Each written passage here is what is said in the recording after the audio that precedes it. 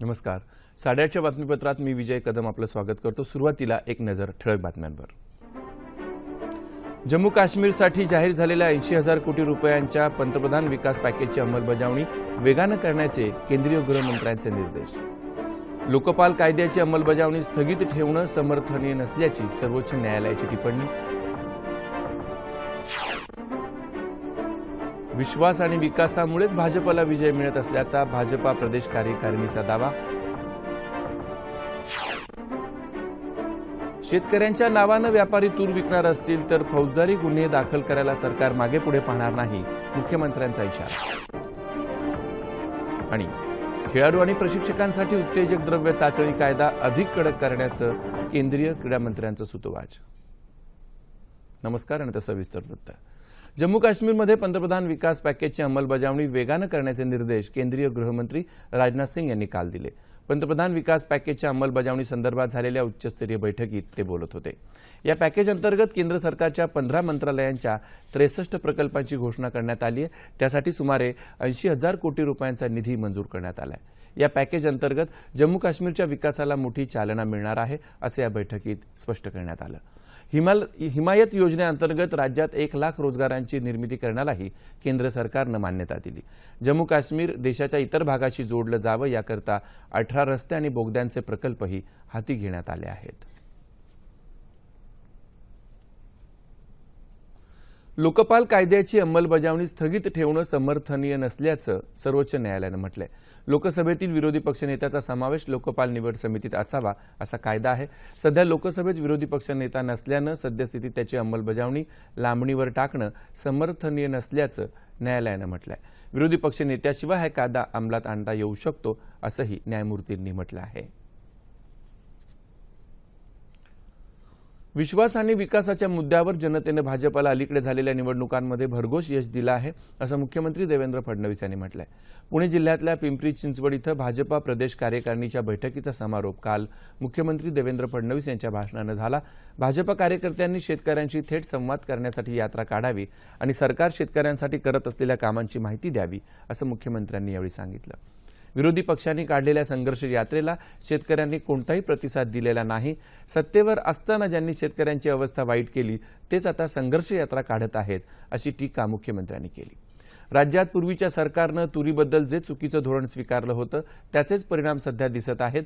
पण बाजारात आलेली शेतकऱ्यांची तूर विकत घेण्यास सरकार कटिबद्ध असून 1,000 कोटी रुपयांची तरतूद त्यासाठी करण्यात आली आहे, असं मुख्यमंत्री म्हणाले.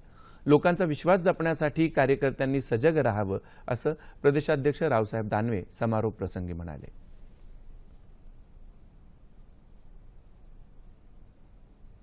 सरकार काय चांगलं काम करतं, त्याचे ध्येय काय, त्याचे धोरण काय आणि कशामुळे आपण यशस्वी होऊ राहिलो, हे विषय तुम्ही लोकांपर्यंत नेले पाहिजे. असं समजू नका की आपल्या सरकारने फार काम केलंय आणि सगळं संपलंय आपलं काम. असं संपलं नाही आपलं काम. आपल्याला खूप काही करणं बाकी आहे अजून. पण हे करणं बाकी असून सुद्धा आपण जिंकतो कसे, याचं फार साधं सूत्र आहे. या जिंकण्याचं जर काय कारण असेल तर लोकांमध्ये आपल्या सरकारबद्दल एक विश्वास निर्माण झाला की किमान जे केलं ते केलं, पण जे पुढचं करायचं ते हेच करू शकतात, हा विश्वास लोकांच्यामध्ये निर्माण झाला.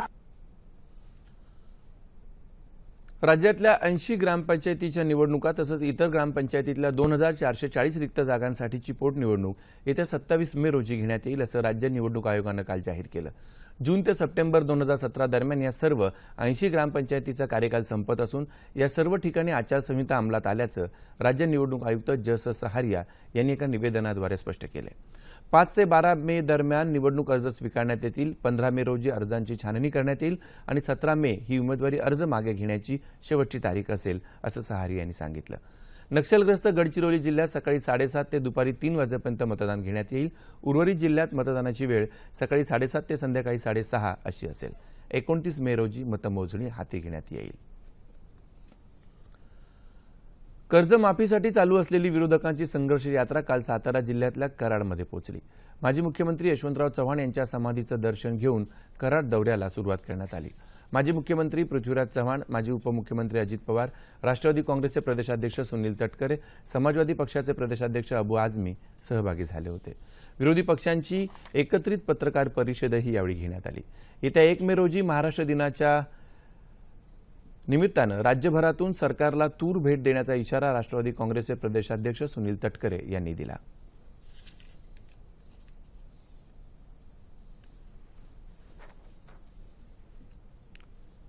बावीस एप्रिलपर्यंत केंद्रावर नोंदणी केलेल्या शेतकऱ्यांची सर्व तूर खरेदी केली जाईल. मात्र शेतकऱ्यांच्या नावानं व्यापारी तूर विकणार असतील तर खपवून घेतलं जाणार नाही, असं मुख्यमंत्री देवेंद्र फडणवीस यांनी म्हटलंय. ते भाजपा कार्यकारिणीच्या समारोप प्रसंगी काल बोलत होते.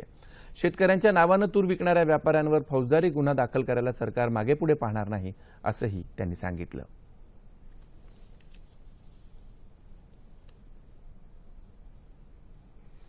22 एप्रिलपर्यंत जेवढी तूर सेंटरवर आली आहे, ज्याचं रजिस्ट्रेशन झालंय, त्यातला दाणा विकत घेण्याचा शब्द या ठिकाणी राज्य सरकारने दिलाय. 1000 कोटी रुपये त्याकरता दिले आहे. त्याचा GR देखील काढलाय. त्याचं काम देखील आम्ही सुरू केलंय. पण हे होत असताना एक गोष्ट निश्चितपणे सांगितली की शेतकऱ्याच्या नावानं व्यापारी जर तूर देणार असेल तर खपवून घेतलं जाणार नाही. आणि म्हणून एकीकडे शेतकऱ्याचा दाणा त्या ठिकाणी विकत घेतो, पण त्यासोबत ही देखील त्या ठिकाणी शहानिशा छानबीन केली जाईल, तपास केला जाईल की शेतकऱ्याच्या नावानं व्यापाऱ्यांनी दिले आहेत का. आणि जर व्यापाऱ्यांनी शेतकऱ्याच्या नावानं त्या ठिकाणी बोनस खाल्ला असेल तर त्याला त्या ठिकाणी जेरबंद करणं, त्याच्यावर फौजदारी गुन्हा करणं, याकरता देखील राज्य सरकार मागे पुढे पाहणार नाही. दरम्यान वाशिम जिल्ह्यात नाफेडनं 2,40,000 क्विंटल तूर खरेदी केली असून आणखी 45,000 क्विंटल तूर खरेदी अभावी पडून आहे. खासगी व्यापाऱ्यांनी हमी भावापेक्षा कमी दरात तूर खरेदीला सुरुवात केल्यानं तुरीचं चांगलं पीक येऊनही शेतकरी अडचणीत सापडलेत, याचा स्वाभिमानी शेतकरी संघटनेनं निषेध केला. यवतमाळ जिल्ह्यात तूर खरेदी करणाऱ्या व्यापाऱ्यांनी आपला माल बाजार समितीच्या यार्डामध्ये ठेवलाय, तर शेतकऱ्यांची तूर बाहेर मोकळ्या जागेत पडून आहे. तीव्र ऊन आणि अवकाळी पावसाचा धोका त्यामुळे निर्माण झालाय. ग्रामीण भागात दर्जेदार आणि गुणवत्तापूर्ण रस्ते बनवण्याचे राज्य शासनाचे प्रयत्न आहेत. रस्त्यांच्या माध्यमातून ग्रामीण भागात विकासाची पावलं पडत आहेत, असं ग्रामविकास राज्यमंत्री दादाजी भुसे यांनी सांगितलं. अहमदनगर जिल्ह्याच्या नगर तालुक्यात मुख्यमंत्री सडक योजनेअंतर्गत हाती घेण्यात आलेल्या रस्ते कामांचा शुभारंभ काल भुसे यांच्या हस्ते झाला. त्याप्रसंगी ते बोलत होते. ग्रामीण भागात विविध विकास कामांसाठी लोकसहभाग मोठ्या प्रमाणावर वाढत असून सर्वांना सोबत घेऊन विकास करण्याची राज्य शासनाची भूमिका असल्याचं त्यांनी सांगितलं.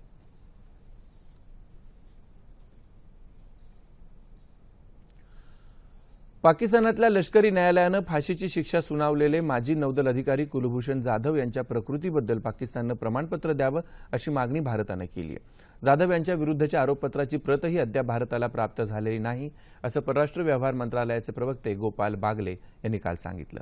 कुलभूषण जाधव यांची प्रकृती हा चिंतेचा विषय असून आम्ही जाधव यांना भेटू शकलेलो नाही, तसंच त्यांना पाहिलेलंही नाही, असं ते म्हणाले. गेले वर्षभर जाधव पाकिस्तानच्या ताब्यात आहेत.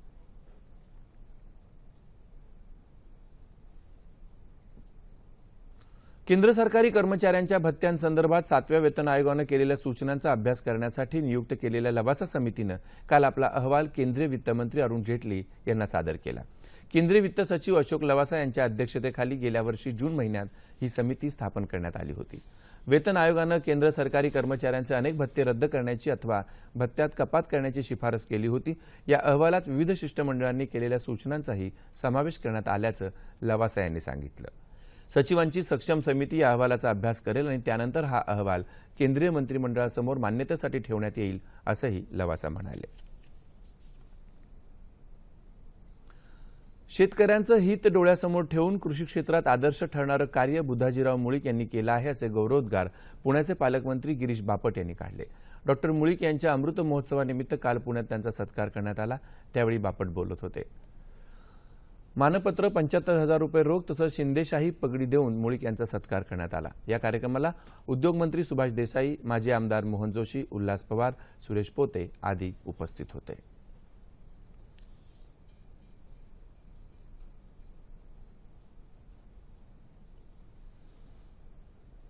पंतप्रधान नरेंद्र मोदी यांनी जेनेरिक औषधांच्या वापराविषयी कायदा करण्याचे संकेत दिल्यामुळे जेनेरिक औषधं पुन्हा चर्चेत आली आहेत. या औषधांच्या वापराला चालना मिळाली तर तो रुग्णांसाठी मोठाच दिलासा ठरेल. पंतप्रधान नरेंद्र मोदी यांनी काही दिवसांपूर्वी डॉक्टरांनी रुग्णांना जेनेरिक औषधच लिहून द्यावीत असा कायदा करणार असल्याची घोषणा केली. ही घोषणा प्रत्यक्षात आली तर डॉक्टर आणि औषध निर्मिती कंपन्यांमधल्या मोठ्या साखळीला धक्का बसणार आहे. डॉक्टर सामान्यतः ब्रँडेड औषधं लिहून देतात. त्याऐवजी जेनेरिक औषधं दिली तर रुग्णाचा मोठा खर्च वाचेल. तीच औषधं रुग्णाला स्वस्तात उपलब्ध होऊ शकतील. अनेक गंभीर आजारांवर जेनेरिक औषधं ब्रँडेड औषधांच्या तुलनेत अनेक पटींनी स्वस्त आहेत. आजकाल मोबाईलवर काही ॲप्स निघाली आहेत. त्यांच्या आधारे आपण एखाद्या आजारावरची जेनेरिक औषधं कोणती आणि ती कुठे उपलब्ध होतील याची माहिती घेऊ शकतो. जेनेरिक औषधं उत्पादकांकडून थेट ग्राहकांच्या हातात पोचत असल्यामुळेही त्यांच्या किमती कमी असतात. शिवाय मूल्य निर्धारणात सरकारचा हस्तक्षेप असतोच. औषध रुग्णाच्या हातात येईपर्यंतची मोठी साखळी तुटल्यामुळे ती अधिक स्वस्त असतात. जेनेरिक औषधं सुयोग्य पद्धतीनं डॉक्टर आणि रुग्णांपर्यंत पोचली तर त्यामुळे वैद्यकीय व्यवसायात पारदर्शकता तर येईलच, शिवाय रुग्णांवरचा आर्थिक भारही हलका व्हायला मदत होईल. तसं झालं तर ती खऱ्या अर्थानं औषध क्रांती ठरेल.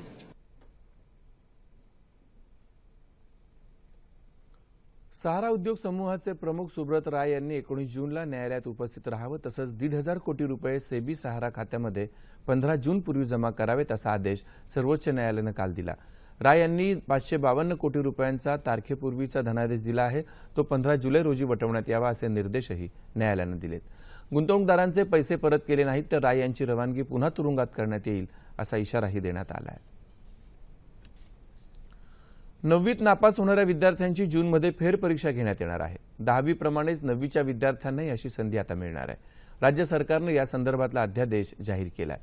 वर्ष 2017-18 या वर्षाकरता पुनर्परीक्षा जून 2018 मध्ये होईल. पुनर्परीक्षेकरता मूल्यमापन पद्धती इयत्ता 9वी करता असलेल्या सरासरी पद्धतीप्रमाणेच राहील. 2008च्या मालेगाव बॉम्बस्फोटातील आरोपी साध्वी प्रज्ञा सिंहला काल भोपाळ कारागृहातून सोडण्यात आलं. 2 दिवसांपूर्वीच तिला न्यायालयानं जामीन मंजूर केला होता. काँग्रेसनं आपल्याविरुद्ध कारस्थान रचल्यामुळे 9 वर्ष आपल्याला तुरुंगात काढावी लागली. या विरोधात कठोर संघर्ष करून आज आपण अर्धमुक्त झालो असल्याची प्रतिक्रिया साध्वीनं कारागृहातून बाहेर आल्यावर दिली.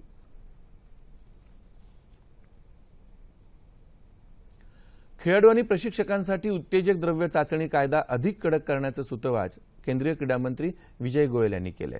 चाचणीत दोषी आढळणाऱ्यांना तुरुंगवासाची शिक्षा व्हावी या संदर्भात केंद्र सरकार विचार करत असल्याचं गोयल म्हणाले. कनिष्ठ स्तरावर उत्तेजक द्रव्य सेवन करण्याची प्रवृत्ती झपाट्यानं पसरत असून क्रीडापटूंच्या मनात या संदर्भात भीती निर्माण करण्याची गरज असल्याचंही ते म्हणाले. हा कायदा अधिक कडक करण्यासाठी जर्मनी तसंच ऑस्ट्रेलियातल्या कायद्यांचा अभ्यास केला जात असल्याचंही त्यांनी सांगितलं. हवामान. येत्या 24 तासात राज्यात हवामान सर्वत्र कोरडं राहील असा हवामान विभागाचा अंदाज आहे. शेवटी पुन्हा एकदा ठळक बातम्या. जम्मू काश्मीरसाठी जाहीर झालेल्या 80,000 कोटी रुपयांच्या पंतप्रधान विकास पॅकेजची अंमलबजावणी वेगानं करण्याचे केंद्रीय गृहमंत्र्यांचे निर्देश. लोकपाल कायद्याची अंमलबजावणी स्थगित ठेवणं समर्थनीय नसल्याची सर्वोच्च न्यायालयाची टिप्पणी. विश्वास आणि विकासामुळेच भाजपला विजय मिळत असल्याचा भाजपा प्रदेश कार्यकारिणीचा दावा. शेतकऱ्यांच्या नावानं व्यापारी तूर विकणार असतील तर फौजदारी गुन्हे दाखल करायला सरकार मागे पुढे पाहणार नाही, मुख्यमंत्र्यांचा इशारा.